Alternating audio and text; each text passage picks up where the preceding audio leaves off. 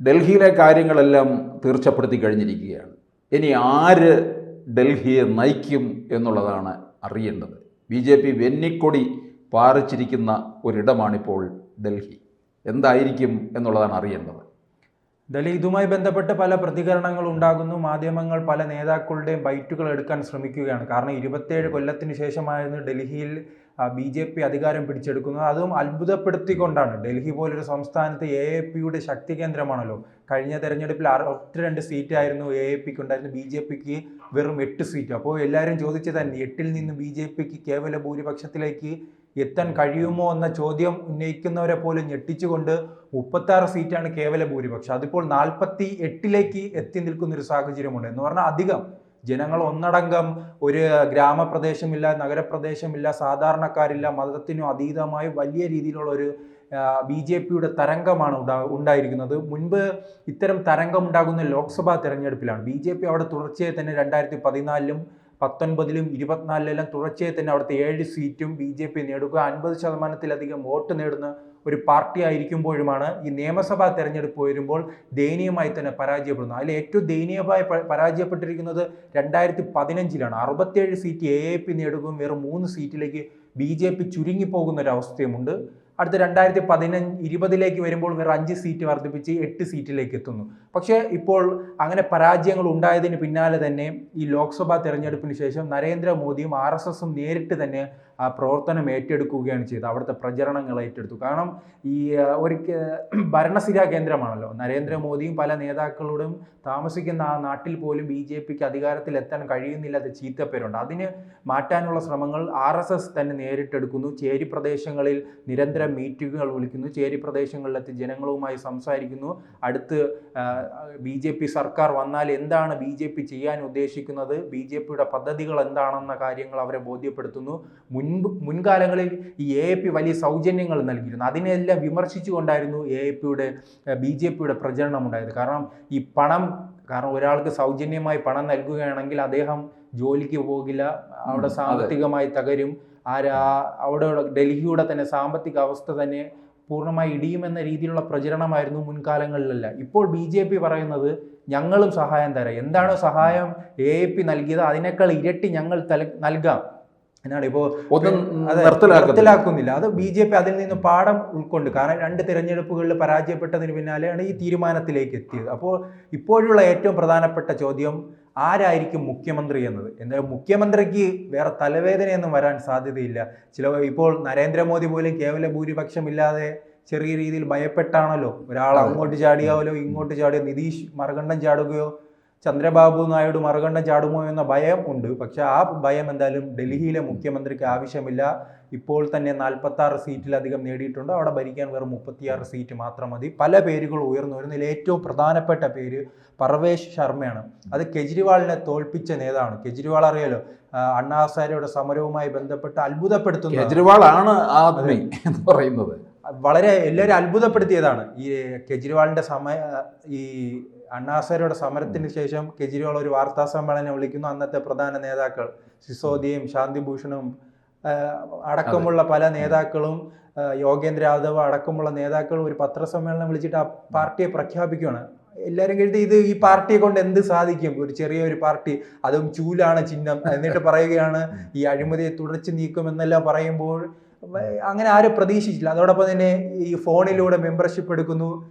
ഈ IT ജോലി ചെയ്യുന്നവരും വിദ്യാഭ്യാസമുള്ളവരിടത്തും പ്രചരണത്തിന് ഇറങ്ങാൻ ആവശ്യപ്പെടുന്നു. തങ്ങൾക്ക് വേണ്ടി പ്രചരണത്തിന് ഇറങ്ങാൻ തങ്ങളുടെ കയ്യിൽ പണമില്ല എന്ന രീതിയിലുള്ള ദയനീയമായ പ്രസ്താവന നടത്തുന്നു. പക്ഷേ 2013 ആദ്യ തെരഞ്ഞെടുപ്പിൽ തന്നെ അങ്ങ് ഞെട്ടിക്കുകയാണ്. 28 സീറ്റ് നേടുന്നു. പിന്നീട് 2015 വരുമ്പോൾ വലിയ രീതിയിലുള്ള മുന്നേറ്റം, 67 സീറ്റ്. അങ്ങനെ വോട്ടെണ്ണ ആരംഭിക്കുമ്പോൾ ഇപ്പോൾ പോലും BJPക്ക് 48ആണ്. അന്ന് തുടക്കം തന്നെ അങ്ങ് അടിച്ചു കയറുകയാണ്. 70. അതിന്റെ ഒരു ചെറിയൊരു അലയൊലി കേരളത്തിൽ ഉണ്ടാകുമെന്നൊക്കെ പ്രതീക്ഷിച്ചത്. ആ വലിയ അത് എല്ലാ സംസ്ഥാനങ്ങളിലും ഉണ്ടായി. ഹരിയാനയിലും പഞ്ചാബിൽ അവസാന അധികാരത്തിൽ വരുന്ന ഒരു അവസ്ഥ ഉണ്ടായി. അങ്ങനെ ആ പാർട്ടിയെ തകർത്ത കെജ്രിവാളിനുള്ള ഒരു സംസ്ഥാനമായിരുന്നു ഗോവ. പക്ഷെ ഗോവയാണ് തലവേദനയായതും. ഗോവയിലെ പ്രചരണത്തിന് വേണ്ടിയാണ് ഈ 400 കോടിയുടെ മദ്യ അഴിമതി നടത്തിയതായി, ആ പണം എങ്ങോട്ട് പോയി എന്ന തിരച്ചിൽ നടത്തിയപ്പോൾ, അന്വേഷണം നടത്തിയപ്പോൾ ആ പണം എത്തിയത് ഗോവ തെരഞ്ഞെടുപ്പിലേക്കായിരുന്നു. അന്ന് 1-2 സീറ്റ് മാത്രം ലഭിക്കുകയും വലിയ മുന്നേറ്റം ഉണ്ടാക്കാൻ അവിടെ കഴിഞ്ഞിട്ടില്ല. എന്തായാലും ഈ പർവേഷ് ശർമ്മയാണ് ഈ മുഖ്യമന്ത്രി സ്ഥാനാർത്ഥിയായി. ഈ മുസ്ലിം പ്രാതിനിധ്യം നല്ലപോലെ ഉണ്ടാവും. കാരണം മുസ്ലിം പ്രദേശങ്ങളിൽ 11 ഇടം ഉള്ളതിൽ തന്നെ ഏതാണ്ട് നല്ല ഇടങ്ങളിലും BJP ആധിപത്യം സ്ഥാപിച്ചു. അപ്പം മുസ്ലിം സമുദായത്തെ അതുപോലെ ആ ഉത്തർപ്രദേശിലും കഴിഞ്ഞ പല ഉപതെരഞ്ഞെടുപ്പുകളിലും കാണുന്നുണ്ടല്ലോ. കാരണം മുസ്ലിങ്ങൾ വികസനത്തിന് വേണ്ടി മാറിയിരിക്കുകയാണ്. ഈ മതവും പറഞ്ഞ് എത്ര നാൾ ജീവിക്കാൻ കഴിയും? വികസനം, കഴിക്കാൻ ആഹാരവും അതോടൊപ്പം തന്നെ മറ്റ് സാമ്പത്തിക വിദ്യാഭ്യാസവുമാണല്ലോ ഇനിയുള്ള തലമുറ ചിന്തിക്കുന്നത്. അതിൻ്റെ അടിസ്ഥാനത്തിൽ തന്നെ പ്രത്യേകിച്ച് മുത്തലാഖ് നിരോധിച്ചതിന് പിന്നാലെ മുസ്ലിം സ്ത്രീകളും പുതിയ യുവാക്കളും അടക്കമുള്ളവർ വലിയ രീതിയിൽ തന്നെ, പ്രത്യേകിച്ച് വ്യവസായികൾ ഉൾപ്പെടെയുള്ളവർ BJPക്ക് വോട്ട് ചെയ്ത് ആരംഭിച്ചിട്ടുണ്ട്. ആ മാറ്റം പൊതുവെ കാണുന്നുണ്ട്. അത് ഡൽഹിയിലും ഉണ്ടായി. ഈ പർവേഷ് വർമ്മ എന്ന് പറയുമ്പോൾ അദ്ദേഹത്തിനാണ് ഏറ്റവും കൂടുതൽ സാധ്യത. അത് ഏറ്റവും പ്രധാനപ്പെട്ട കാര്യം, അത് ജാട്ട് വിഭാഗത്തിൽപ്പെട്ടതാണ്. ജാട്ട് ഇനി ബീഹാറിലും അടക്കമുള്ള പല സംസ്ഥാനങ്ങളിലും ഇനി മത്സരം നടക്കാനിരിക്കുന്നു. നമുക്കറിയാം ഉത്തർപ്രദേശിലെ തന്നെ ഏറ്റവും പ്രധാനപ്പെട്ട ഒരു സമുദായമാണ് ജാട്ട് സമുദായം. അപ്പോൾ അദ്ദേഹം ഈ ജാട്ട് വിഭാഗത്തിൽ വരുന്ന ഒരാളാണ്. പ്രത്യേകിച്ച് പഴയ മുഖ്യമന്ത്രിയെ തന്നെ പരാജയപ്പെടുത്തിയ ഒരു പരിഗണനയുമുണ്ട്. മറ്റൊരു പേര് ഉയർന്നു വരുന്നത് വിജേന്ദ്ര ഗുപ്തയാണ്. മുൻ പ്രതിപക്ഷ നേതാവായിരുന്നു. പണ്ട് ഞാൻ ആദ്യം സൂചിപ്പിച്ചതുപോലെ തന്നെ 2015 വെറും 3 സീറ്റായിരുന്നു അന്ന് BJP വിജയിച്ചിരുന്നത്. അന്ന് വിജയിച്ചതിൽ ഒരാൾ വിജേന്ദ്ര ഗുപ്തയാണ്. കഴിഞ്ഞ തവണ 8 സീറ്റ് ഉണ്ടായിരുന്നപ്പോഴും അദ്ദേഹം ജയിച്ചു. അദ്ദേഹം ഇത്തവണയും വിജയിച്ചിട്ടുണ്ട്. അദ്ദേഹത്തിനും ഈ സാധ്യത കാണുന്നു. മറ്റൊരു പേരുണ്ടായിരുന്നത് രമേശ് ബുദ്ധൂരിയാണ്. ഇദ്ദേഹം ആദിഷിക്കെതിരാണ്, ഇപ്പോൾ നിലവിലെ മുഖ്യമന്ത്രിക്കെതിരെ മത്സരിച്ച മുഖ്യമന്ത്രി മത്സരിച്ചല്ലോ. അതെ, നിലവിലെ മുഖ്യമന്ത്രിക്കെതിരെ മത്സരിച്ച് രമേശ് ബുദ്ധൂരി അദ്ദേഹം പരാജയപ്പെട്ടു. അതുകൊണ്ട് അദ്ദേഹത്തിന്റെ പേര് പൂർണ്ണമായി തന്നെ ഇപ്പോൾ ഒഴിവാക്കി തുടങ്ങിയിട്ടുണ്ട്. കപിൽ മിശ്ര, അദ്ദേഹം പണ്ട് വിവാദങ്ങളിലെല്ലാം പെടുന്ന ഒരു നേതാവായിരുന്നു. ഈ പ്രത്യേകിച്ച് മുസ്ലിം സമുദായത്തിനെതിരെ നിരന്തരം വിവാദം ഉണ്ടാകുന്ന അദ്ദേഹത്തിന്റെ പേരും ഉയർന്നു വരുന്നുണ്ട്. പിന്നെ അതിലോടൊപ്പം തന്നെ AAPയിൽ നിന്നും ഒരു മാസം മുമ്പ് വന്ന കൈലാഷ് ഗെലോട്ട്, അദ്ദേഹത്തിന്റെ പേരും ഉയർന്നു വരുന്നു. അങ്ങനെ പല പേരുകളും ഉയർന്നു വരുന്നുണ്ടെങ്കിലും അതിൽ ഏറ്റവും പ്രധാനപ്പെട്ടത് പർവേഷ് വർമ്മയാണ്. അദ്ദേഹത്തിന്റെ പേരാണ് ഇപ്പോൾ ഉയർന്നു കേൾക്കുന്നത്.